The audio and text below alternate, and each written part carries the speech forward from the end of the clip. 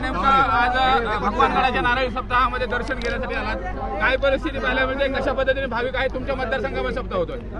श्री संत भगवान बाबा यांनी सुरू केलेला नारळी सप्ताह आहे आणि हा सप्ताह पिंपळनेरकरांना अचानकपणे बाबांनी दिलेला आहे।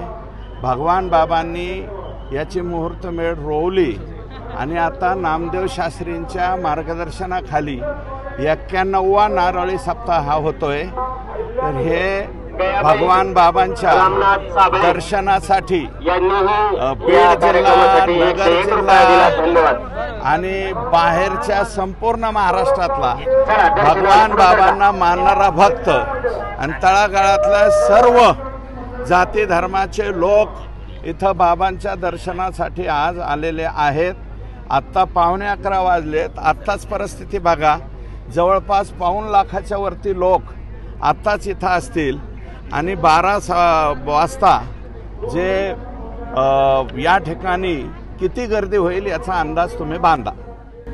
मात्र एकूण जर बघितलं तुमच्या मतदारसंघामध्ये 2 नारळी सप्ताह होतात, 3 होत आहेत। एक नारायण म्हणजे इथला भगवान बाबांचा, नारायणगडाचा आणि गहिनीनाथ गडाचा वामन भाऊंचा, म्हणजे नगद नारायण, भगवान बाबा आणि आमचे वामन भाऊ या तिन्हीचे सप्ते या ठिकाणी माझ्याच मतदारसंघात होत आहेत आणि तिन्हीकडे आज बघा इथलं उरकल्याच्या नंतर मी नारायणगडाच्या तिकडे जाणार आणि नंतर 19 तारखेला परवा वामन भाऊंच्या तिथं जाणार। मुख्यमंत्री येणार असल्याचं देखील सांगितलं जातंय, कशा पद्धतीने? असं मलाही कळालंय। मी विचारलं तर त्यांनी मला म्हणले येण्याची शक्यता आहे आणि ते बहुतेक विठ्ठल महाराजांनी त्यांची वेळ त्या ठिकाणी घेतलेली आहे, तिथले ग्रामस्थ त्यांनी पण वेळ घेतलेली आहे। आम्ही इथेही त्यांना इन्व्हाइट केलं होतं, उपमुख्यमंत्री शिंदे साहेबाला इन्व्हाइट केलं होतं की हे दोन्ही सप्ते एकाच दिवशी येत आहेत तर तुम्ही इथेही येऊन जा। त्यांच्या ह्याच्यामुळं जमलं नाही। मला काल रात्री काही कोणाचं कन्फर्मेशन आलं नाही, त्याच्यामुळं आता 19 तारखेला ते आले तर आनंद आहे। अण्णा, खरं तर आध्यात्मिक कार्यक्रम आहे, मात्र या ठिकाणी धनंजय मुंडे आणि तुम्ही देखील एकत्र येणार अशी चर्चा सध्या सुरू आहे। नाही, हे बघा, इथे मी किंवा धनंजय मुंडे साहेब किंवा आणखी कोणी याचा काही संबंध नाही।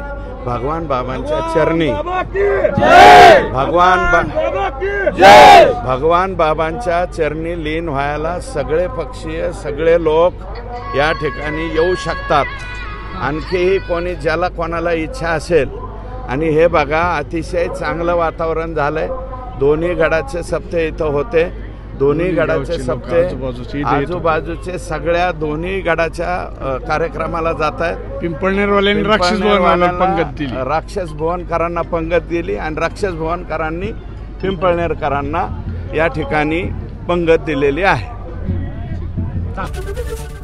एबीपी माझा, उघडा डोळे बघा नीट।